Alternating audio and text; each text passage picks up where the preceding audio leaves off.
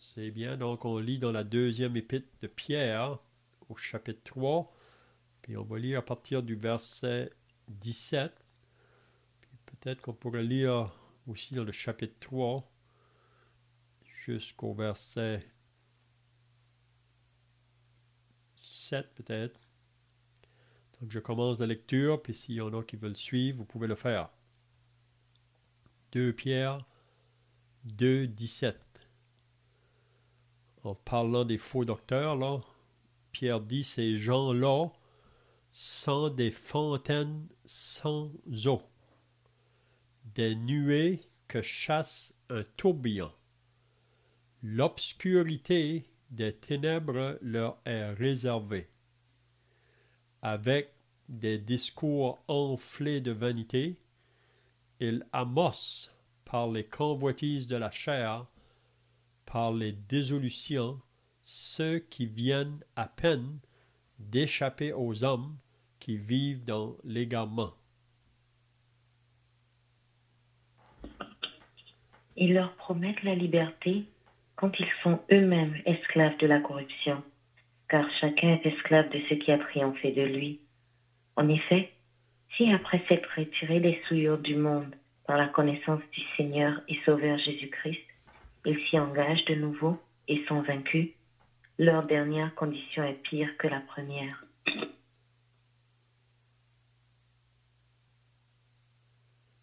Car mieux valait pour eux n'avoir pas connu la voie de la justice que de se détourner, après l'avoir connue, du saint commandement qui leur avait été donné.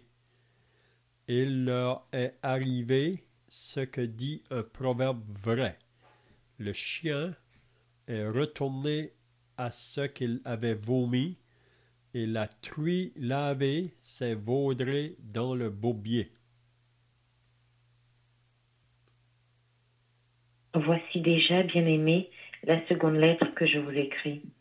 Dans l'une et dans l'autre, je cherche à éveiller par des avertissements votre saine intelligence, afin que vous vous souveniez des choses annoncées d'avance par les saints prophètes et du commandement du Seigneur et Sauveur, enseigné par vos apôtres. Sachant avant tout que dans les derniers jours, il viendra des moqueurs avec leur raillerie, marchant selon leur propre convoitise, et disant, où est la promesse de son avènement? Car depuis que les pères sont morts, tout demeure comme dès le commencement de la création.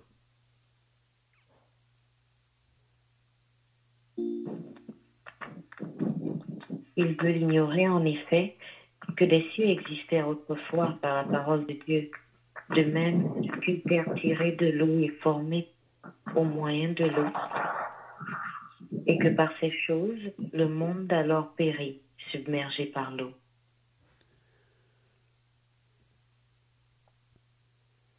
Tandis que par la même parole les cieux et la terre d'à présent sont gardés et réservés pour le feu, pour le jour du jugement et de la ruine des hommes impies. Amen. Donc on va arrêter là pour notre lecture. Donc pour ceux qui viennent de s'ajouter, là, on est dans 2 Pierre au chapitre 2 à partir du verset 17. Donc si vous étiez là la semaine passée, on a regardé concernant ces paroles que Pierre dit afin de mettre en garde les chrétiens, ceux qui sont vrais, en ce qui concerne les faux docteurs. Puis on avait dit la semaine passée que les paroles que Pierre écrit ici, c'est des paroles assez sévères, si on peut dire. Des paroles que peut-être que quelqu'un pourrait penser que ce n'est pas des paroles d'amour. Mais le serviteur de Dieu, le vrai serviteur de Dieu, doit annoncer la parole de Dieu comme elle doit être annoncée. Puis on sait que si la parole de Dieu doit être prêchée comme elle doit être prêchée, ça ne va pas toujours satisfaire ceux qui écoutent autour. C'est pour ça que Paul, dans sa deuxième épître à Timothée, il dit à Timothée de prêcher la parole, d'insister en tout temps, et que ce soit favorable ou non. Pourquoi? Parce qu'il viendra un temps où les hommes ne supporteront plus la saine doctrine, mais ils auront une démangeaison d'entendre des choses agréables. Puis pour entendre des choses agréables, ils vont se donner une foule de docteurs qui vont leur dire des choses qui ne vont pas vraiment les déranger. Donc, une foule de docteurs, ça comprend pour moi les faux docteurs. Donc, ici, dans sa deuxième épître de Pierre, puis on avait dit la semaine passée, si vous lisez le livre ou la lettre de Jude, juste avant l'Apocalypse, là, vous allez voir que leur langage est beaucoup semblable concernant les faux docteurs. Puis on peut voir ça aussi dans d'autres épîtres. Paul aussi met en garde les croyants concernant les faux docteurs. Donc, qu'est-ce qu'on avait vu la semaine passée? Même Pierre disait qu'ils ont pris la voie de Balaam. Si vous lisez concernant Balaam, dans Nombre chapitre 22, 23, 24, 25, ça nous parle d'un homme qui, à la surface, paraît être un vrai prophète de Dieu. Mais Balaam n'était pas un vrai prophète. Il était faux prophète. Mais pourquoi que je dis qu'il paraissait vrai? C'est parce que il connaissait beaucoup à propos de Dieu, même à propos du peuple de Dieu, puis aussi un homme qui pouvait dire des paroles bien éloquentes, même à propos du peuple de Dieu, mais c'était vraiment pour ses intérêts à lui, pour ses propres motifs, parce qu'on sait que Balaam, la raison qu'il a parti là, pour maudire le peuple de Dieu, c'était le roi Moab qui voulait qu'il maudisse le peuple de Dieu. Puis Moab lui a promis une somme d'argent. Donc, qu'est-ce qui attirait vraiment le prophète? C'était l'argent. Puis aujourd'hui, il y a beaucoup de personnes qui sont prêtes à prendre le nom de Dieu ou utiliser Dieu dans le but de l'argent. Puis c'est ça qu'on avait vu là au début du chapitre 2 là, de 2 Pierre. Et ça nous disait au début, là, au verset 3, par cupidité, ils trafiqueront de vous au moyen de paroles trompeuses, eux que menacent depuis longtemps la condamnation et dans la ruine ne sommeillent point. Donc, ces faux docteurs-là, pour moi, c'est un peu comme les pharisiens du temps de Jésus. Des hommes qui, extérieurement, sont bien religieux, ça paraît bien, mais c'est des hommes qui n'ont jamais été nés de Dieu. C'est seulement des hommes de religion, puis qui utilisent la Bible pour leur propre intérêt ou leur propre motif. Puis triste dans tout ça, c'est que Jésus dit à propos de ces hommes-là, ce sont des aveugles qui conduisent des aveugles. Puis tous les deux vont à la fin tomber dans le même trou là. Donc, des aveugles, ils ne croient pas qu'ils sont aveugles. C'est des gens qui pensent qu'ils voient, mais ils sont aveugles. Ils sont toujours dans leur péché. Puis on peut voir quand que Pierre décrit ces gens-là, c'est vraiment des personnes qui n'ont jamais abandonné la vie du péché. Puis il utilise le langage de Dieu pour satisfaire leur propre désir ou leur propre passion, si on peut dire. Donc, je ne sais pas si vous avez des questions jusqu'ici ou d'autres pensées à ajouter. Là. Sinon, on va continuer au verset 17 du chapitre 2 de la deuxième épître de Pierre.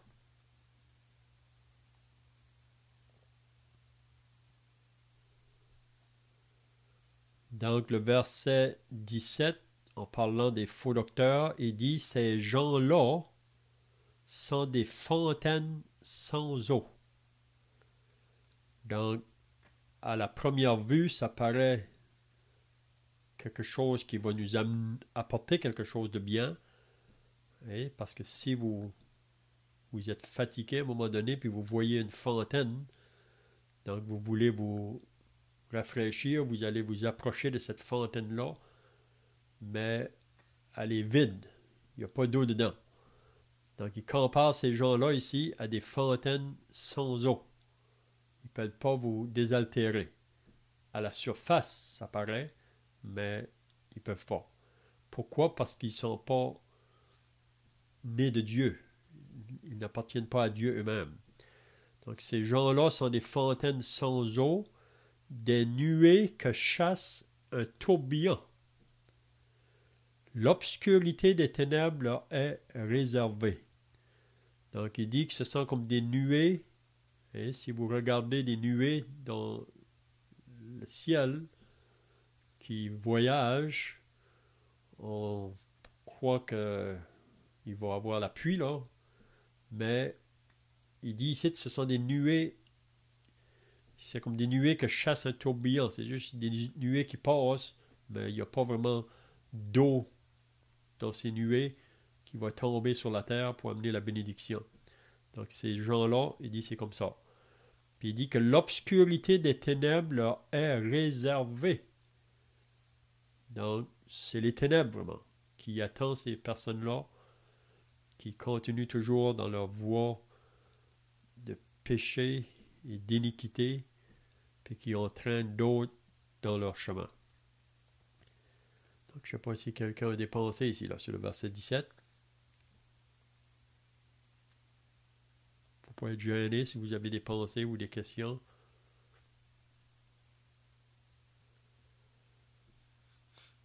Donc le verset 18, avec des discours. Donc ces personnes-là, c'est des personnes qui enseignent. C'est des personnes qui parlent. Probablement des personnes qui peuvent être très éloquents dans leur langage. Avec des discours. Mais il nous dit quels sont leurs discours. C'est des discours enflés de vanité. C'est des discours, comme je dirais, c'est vraiment beau à la surface, c'est vraiment attrayant, mais c'est rempli de vanité. Ça ne va jamais apporter un bienfait à ceux qui vont les recevoir. À la première vue, ça paraît que ça va apporter un bienfait, mais c'est vanité. C'est poursuite de vent, si on peut dire.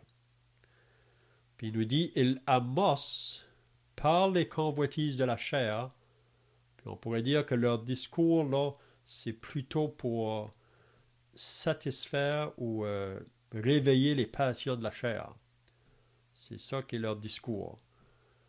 Parce qu'eux-mêmes, ils sont pris dans cet esclavage-là, si on peut dire. Mais d'un côté, dans leur discours, c'est comme si qu'ils annoncent une liberté. Mais la liberté qu'ils annoncent, c'est que on n'a pas besoin de personne pour nous dire que faire. On veut vivre notre vie comme cela nous semble bon. Hein? Mais c'est surtout pour la satisfaction de la chair. Hein? Donc, il dit, il amosse par les convoitises de la chair. Donc, il amosse, ça veut dire qu'ils prennent des personnes. C'est comme quand la personne va pour pêcher le poisson, là, elle met quelque chose au bout de la ligne dans le but d'amorcer le poisson pour l'amener, pour le prendre. Donc, il amosse par les convoitises de la chair, par les désolutions, ceux qui viennent à peine d'échapper aux hommes qui vivent dans l'égarement. Donc, ces personnes-là, ils sont vraiment sous le contrôle du malin, vraiment. C'est vraiment le diable qui est en arrière de tout ça. Puis, il dit qu'ils vont venir, ils viennent, ceux qu'il amoce, là, c'est ceux qui viennent à peine d'échapper aux hommes qui vivent dans l'égarement. Ça veut dire ici, ce sont des personnes qui, à un moment donné, là, ont été réveillées à un besoin, qu'ils ont réalisé, comment je dirais, que cette vie-ci, vraiment, n'a rien pour nous satisfaire. Même hier, en parlant à deux Algériens, on l'a amené sur le sujet qu'il y a un vide à l'intérieur de chaque être humain. Le moment qu'il entre dans ce monde-là, à cause de la nature du péché qui est en nous, puis c'est parce que l'homme s'est séparé de Dieu. Donc il y a un vide, puis le vide, on essaie de combler ce vide-là. On va essayer de remplir, puis on cherche dans beaucoup de choses, puis on pense, si je possédais cette chose ici, je serais rassasié ou satisfait, mais le moment que je possède la chose, je ressens toujours ce vide. Hein? Puis je faisais comprendre qu'il y a juste une chose qui peut combler le vide du cœur humain. C'est Dieu.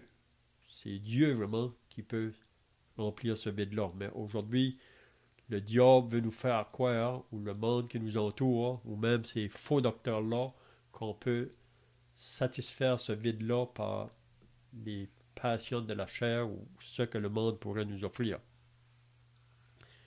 Mais ici, quand il dit là, il amosse ceux qui viennent à peine d'échapper aux hommes qui vivent dans l'égarement. Donc ces personnes-là, comme je dis, c'est à un moment donné des personnes qui sont réveillées, si on peut dire, puis ils commencent à voir qu'il doit y avoir quelque chose plus là, que qu'est-ce que le monde a à nous offrir.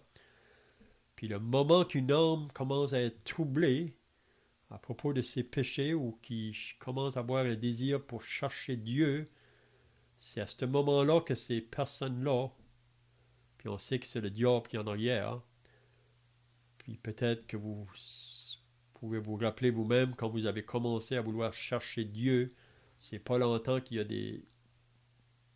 L'ennemi est venu pour essayer de vous détourner, pour vous présenter autre chose, en vous disant que si vous allez vers Dieu ou sa parole, vous serez plus libre de faire qu'est-ce que vous voulez. Vous allez être comme esclave. C'est ça qu'ils vont vous dire. Mais ça, c'est faux. Puis beaucoup de personnes qui ont déjà eu une expérience comme ça, d'être réveillées, même par le Saint-Esprit qui commence à travailler avec eux, mais juste question de temps, l'ennemi vient pour les détourner vraiment de cette recherche-là. Hein? On a l'exemple dans la parabole du semeur. Vous vous rappelez quand Jésus explique la parabole du semeur, il dit ceux qui sont sur le long du chemin, ce sont ceux qui entendent la parole, mais aussitôt qu'ils l'ont entendue, le diable vient et enlève la parole de peur qu'ils ne croient et soient sauvés.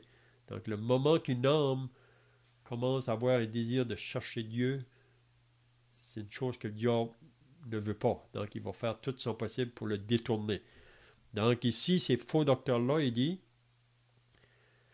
ils amassent ceux qui viennent à peine d'échapper aux hommes qui vivent dans l'égarement. C'est-à-dire qu'ils ont eu comme ils ont vu que les hommes peuvent rien faire pour eux, ils commencent à avoir un désir pour chercher Dieu, mais ces faux docteurs-là viennent pour les détourner de leur voie. Puis regardez ce qu'il dit au verset 19. Ils leur promettent la liberté parce que vous savez que vivre pour Dieu, pour beaucoup de monde, ils vont vous dire que ça, c'est un esclavage. Donc, c'est pour ça qu'ils disent qu'il ne faut pas... Hein, la vraie liberté, vraiment, c'est mangeant et buvant, quand demain nous mourrons, il faut profiter de la vie. Hein, il ne faut pas se laisser... C'est ça que la pensée des gens aujourd'hui. Donc, mais ici, ces faux docteurs-là, ils leur promettent la liberté quand ils sont eux-mêmes esclaves de la corruption. Donc, ils promettent la liberté à ces personnes-là qu'ils amassent, mais eux-mêmes sont esclaves de la corruption, car chacun est esclave de ce qui a triomphé de lui. Chacun est esclave de ce qui a triomphé de lui. Puis, si vous voulez, là, on va lire dans l'Épître aux Romains. L'Épître aux Romains au chapitre 6. Paul parle de 2 maîtres dans l'Épître aux Romains au chapitre 6. Il parle du maître péché, puis il parle d'un autre maître qui est Christ. Puis on va lire Romains 6 à partir du verset 15, là. Peut-être qu'on peut lire jusqu'au verset 23. Donc je commence la lecture. Romains 6, le verset 15. Paul dit, « Quoi donc? Pécherions-nous parce que nous sommes non sous la loi, mais sous la grâce? Loin de là. Ne savez-vous pas qu'en vous livrant à quelqu'un comme esclave pour lui obéir, vous êtes esclave de celui à qui vous obéissez, soit du péché qui conduit à la mort, soit de l'obéissance qui conduit à la justice. » Et quelqu'un veut continuer? Or, grâce à Dieu de ce que vous étiez esclaves du péché, mais de ce qu'ensuite vous avez obéi de cœur à la forme de doctrine dans laquelle vous avez été instruits. Mais ayant été affranchis du péché, vous avez été asservis à la justice. Ce pas à la façon des hommes, à cause de l'infinité de votre chair. Car ainsi, que vous avez livré vos membres comme esclaves à l'impiété et à l'iniquité pour l'iniquité. Ainsi, livrez maintenant vos membres comme esclaves à la justice pour la sainteté.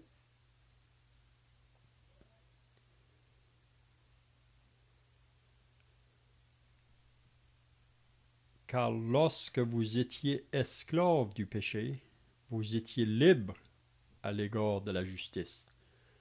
Quels fruits portiez-vous alors? Des fruits dont vous rougissez aujourd'hui, car la fin de ces choses, c'est la mort. Mais maintenant, étant affranchis du péché et devenus esclaves de Dieu, vous avez pour fruit la sainteté et pour fin la vie éternelle. Car le salaire du péché, c'est la mort, mais le don gratuit de Dieu, c'est la vie éternelle en Jésus-Christ, notre Seigneur. Donc, Paul ici fait comprendre aux chrétiens à qui il écrit, les chrétiens à Rome, qu'avant d'être sauvés, on obéissait au maître péché. Puis le péché vraiment possédait toute notre être, tous nos membres. Et c'est ça qu'il dit. Autrefois, vous livriez vos membres au péché. Mais maintenant que vous avez été affranchis, donc ici, il parle à ceux qui sont réellement nés de Dieu, maintenant que vous avez été affranchis, vous n'êtes plus esclaves au maître péché. Vous êtes devenus esclaves à un nouveau maître, mais esclaves volontaires vraiment, parce qu'être un esclave de Jésus-Christ ou esclave de Dieu, c'est volontaire, c'est, comment je dirais, c'est réjouissant vraiment de servir Dieu quand on l'a connu. Donc maintenant, en étant esclave de Dieu, on va produire des fruits qui est associés à la pureté et à la sainteté. Puis nos membres qu'on utilisait autrefois pour le maître péché, maintenant on utilise ces membres-là pour le maître Christ, le maître Seigneur. Donc c'est ça que Paul nous fait comprendre dans Romains chapitre 6. Puis il nous dit que les fruits qu'on portait autrefois, quand on suivait le maître péché, c'est des fruits vraiment qui nous font rougir aujourd'hui, parce que ça n'amenait pas de la gloire à Dieu. Puis la fin de ces choses, c'est la mort. Hein? Mais maintenant, étant affranchis du péché et devenus esclaves de Dieu, vous avez pour fruit la sainteté et pour fin la vie éternelle. Puis là, Paul met ça clair, que le salaire du péché, c'est la mort. Le péché, vraiment, sans salaire, c'est la mort. C'est la mort, premièrement, physique, mais ici, c'est surtout la seconde mort, qui est la mort éternelle, ou le jugement éternel. Mais le don gratuit de Dieu, c'est la vie éternelle en Jésus-Christ, notre Seigneur. Donc 2 mètres. Donc Pierre ici, quand il parle là, concernant les faux docteurs, eux autres, il dit, ils vous promettent la liberté, mais eux-mêmes sont toujours esclaves au péché. Ça veut dire que le péché est toujours leur maître. Ils peuvent avoir une vie religieuse, peut-être qu'ils vont à l'église, mais ils sont toujours esclaves au maître péché. Parce qu'il dit car chacun est esclave de ce qui a triomphé de lui. Mais qu'est-ce qui est triste dans ceci-là? C'est pour ça que Pierre met ça bien clair, qu'il faut avoir les yeux ouverts parce que ces gens-là attirent des foules de personnes après eux. Oui? Donc, qu'est-ce qu'il dit au verset 20? En effet, si après s'être retiré des souillures du monde, par la connaissance du Seigneur et Sauveur Jésus-Christ, donc il parle ici concernant des personnes qui pour un moment, ils ont eu une connaissance, le Saint-Esprit a commencé à travailler avec eux, puis pour un temps là, on dirait qu'ils voient le monde et la méchanceté qui se trouve, puis ils se retirent de ça. Et ça, on peut voir que c'est un travail que l'Esprit Saint peut faire avec une certaine personne, quand il commence à travailler avec la personne. La personne n'est pas encore née de nouveau, mais c'est le travail du Saint-Esprit qui veut apporter la personne à cette nouvelle naissance. Mais, comme j'ai dit tout à l'heure, le moment que des personnes commencent à avoir un certain intérêt, c'est que le diable est là tout de suite avec ses serviteurs pour détourner la personne. Puis c'est ça qu'ils font. Donc, si après s'être retiré des souillures du monde par la connaissance du Seigneur et Sauveur Jésus-Christ, donc on voit qu'ils ont été exposés, si on peut dire, à la parole de Dieu, ou exposés au Seigneur Jésus, mais ils s'y engagent de nouveau et sont vaincus. Donc ça veut dire que ils sont pris, si on peut dire, ou amorcés par ces faux docteurs-là, puis ils retournent dans la condition qu'ils étaient auparavant. Donc il dit, ils s'y engagent de nouveau et sont vaincus. Leur première condition est pire que leur dernière condition est pire que la première. Donc c'est un peu, si vous vous rappelez dans Matthieu 12, quand que Jésus parle d'un homme qui a un esprit mauvais en lui, ou un démon, puis à un moment donné, le démon sort de cet homme pour aller en dehors, là, dans les lieux déserts, pour chercher du repos, mais il n'en trouve pas. Donc il revient de nouveau à cet homme-là qu'il a quitté, là, puis il trouve que la maison est toujours vide. Ça veut dire que cet homme-là, dont le démon est sorti, sa maison est vide, c'est-à-dire que l'Esprit de Dieu n'a pas pris place là. C'est juste un nettoyage qui a pu être fait dans sa vie. Mais quand le démon vient, il voit que la maison est vide, puis il va chercher ses autres, puis ils viennent dans cet homme-là, puis sa condition est pire que qu'est-ce qu'elle était quand il était seulement associé à un démon. Là, ça va être pire. Donc ici, ça peut être la pensée. Donc, leur dernière condition est pire que la première. Puis probablement, vous avez déjà rencontré des personnes qui, pour un temps, on dirait que ils étaient des gens sauvés. Ils parlaient du Sauveur. Ils disaient que leur vie avait été changée, mais jamais été nés de nouveau. Ils avaient eu une expérience. Ils ont goûté vraiment au travail de l'esprit, mais il n'y a jamais eu un jour dans leur vie qui ont été nés de nouveau.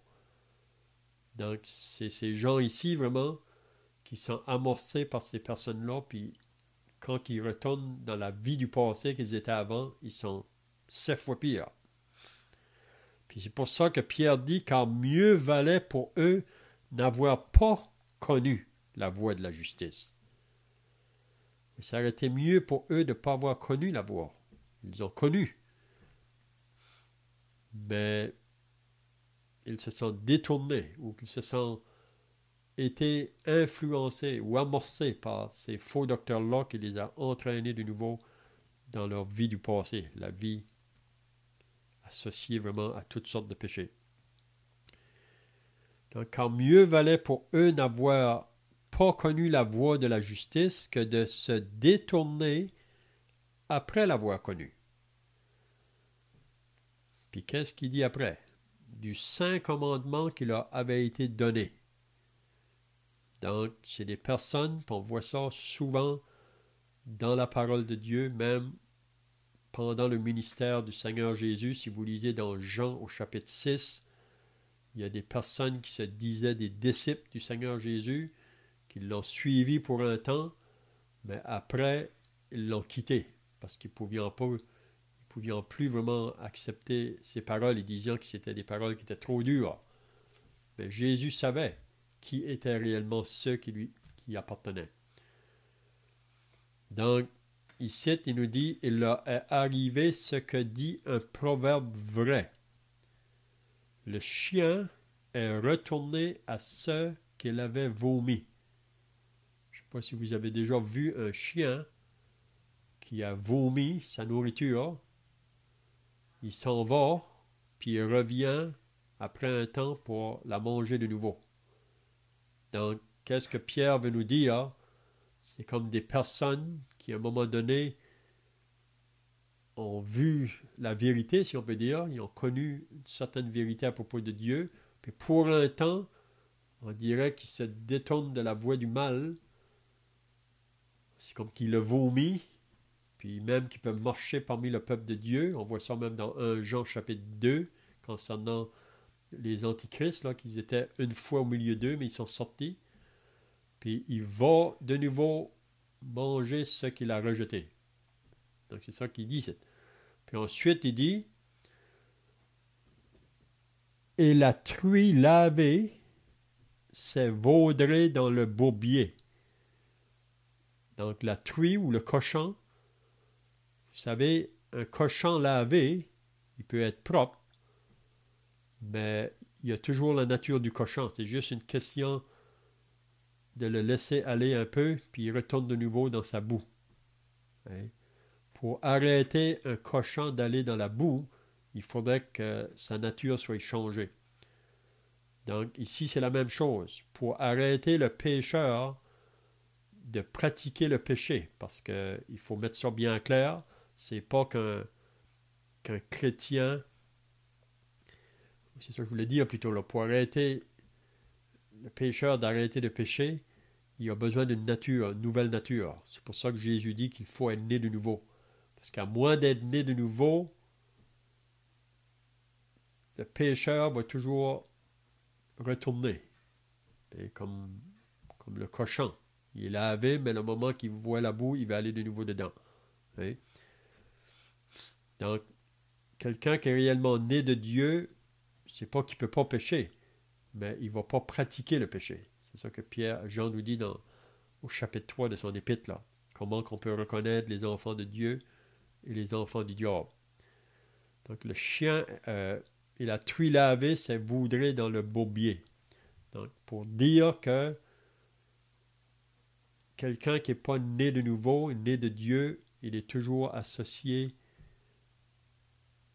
parce qu'on peut dire que ceux qui sont nés de nouveau dans la parole sont toujours appelés les brebis du Seigneur. Ils sont devenus une brebis. Mais le cochon, lui, qu'est-ce qui est décrit vraiment? C'est nous, autrefois, dans notre vie là, de péché. Hein? Donc, à moins d'être né de nouveau, donc on ne peut pas sortir de cette condition-là. Donc, je ne sais pas si vous avez des questions ici, ou des pensées à ajouter, là.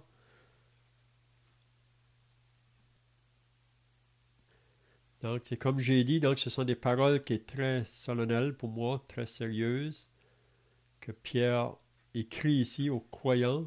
Puis si Pierre l'a écrit à ses croyants, au début de l'Église, c'est encore pour nous, encore plus à la fin de la dispensation de l'Église, pour ce qui concerne les faux docteurs qui se trouvent dans le monde aujourd'hui, des personnes qui vont prophétiser d'être au Seigneur, même qui disent de faire des miracles ou qui prophétisent au nom de Dieu ou qui chassent des démons. Mais Jésus dit, ceux qui me disent Seigneur, Seigneur n'entreront pas tous dans le royaume des cieux, mais celui-là seul qui fait la volonté de mon Père. Donc ceux qui sont réels, c'est ceux qui veulent faire la volonté du Père. C'est des personnes que leur vie a été changée, puis que maintenant ils veulent vivre pour leur Seigneur et leur Maître. C'est pas qu'ils ne peuvent pas encore, comme j'ai dit tout à l'heure, commettre le péché, mais le moment qu'ils le font, ils veulent le confesser pour maintenir leur communion avec le Seigneur, parce que c'est dans cette condition-là même que le Seigneur veut qu'on soit pour qu'il puisse nous utiliser pour travailler dans son œuvre. Donc, maintenant au chapitre 3, je vois que le temps est pas mal passé, là, mais on va juste regarder peut-être les premiers versets. Il dit au chapitre 3, « Voici déjà, bien-aimés, la seconde lettre que je vous écris. » Donc, Pierre a écrit une lettre. Ici, c'est sa deuxième lettre. Puis la raison qu'il écrit, c'est toujours dans le but d'encourager, de fortifier, d'affermir ceux qui appartiennent au Seigneur. Les mettre en garde. C'est ça qu'on avait vu même au chapitre 2, là. Ou au chapitre 1 plutôt. Donc, voici déjà, bien-aimés, la seconde lettre que je vous écris. Dans l'une et dans l'autre, je cherche à éveiller par des avertissements votre saine intelligence. Donc, il veut que notre intelligence soit réveillée en ce qui concerne les choses de Dieu, parce que nous vivons dans un monde qui est tout au contraire. Un monde vraiment qui attaque la parole de Dieu, qui veut surgir des doutes, même dans le croyant. Mais là, on voit que Pierre dit, afin que vous vous souveniez des choses annoncées d'avance par les saints prophètes et du commandement du Seigneur et Sauveur enseigné par vos apôtres. Puis là encore, il leur dit, sachant avant tout que dans les derniers jours, donc nous sommes dans ces jours-là, il viendra des moqueurs avec leur raillerie. Puis ces gens-là, vraiment, ils se moquent en ce qui concerne le retour du Seigneur Jésus. Ils se moquent de ces choses-là. Et disant, où est la promesse de son avènement? Car depuis que les pères sont morts, tout demeure comme dès le commencement de la création. Puis là, Pierre va leur dire, ils veulent ignorer en effet. Puis là, Pierre va leur rappeler que ce qui s'est passé dans le temps de Noé. La génération de Noé est une génération dans le péché. C'est la raison pourquoi que Dieu a dû juger le monde de ce temps-là. Puis encore aujourd'hui, il y a un jugement qui se prépare pour tomber sur ce monde.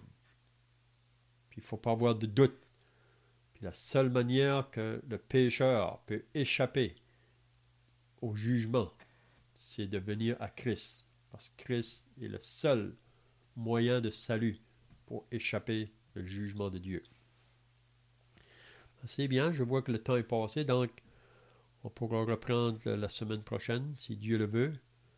Donc, à moins que quelqu'un ait des questions ici, là, ou d'autres pensées, sinon on va terminer par la prière. Donc, priez, notre Dieu et notre Père, nous voulons maintenant te rendre grâce et te remercier pour ta parole que nous avons pu regarder ce matin.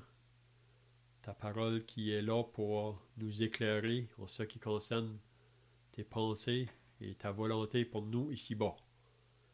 Et encore, nous venons de lire concernant ces paroles de l'apôtre Pierre qui met en garde les croyants concernant les faux docteurs.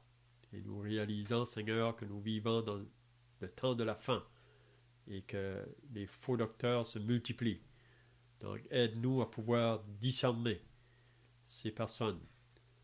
Et aussi, on te prie pour ceux qui sont à la recherche du salut, qui sont peut-être troublés dans leurs âmes, pour ceux qui concernent d'être sauvés. Mais on sait que l'ennemi n'est pas content. Il va essayer tout son possible pour les garder dans son royaume. Donc, on prie ta bénédiction ce matin sur ceux qui étaient présents. Bénis-nous au nom du Seigneur Jésus. Amen.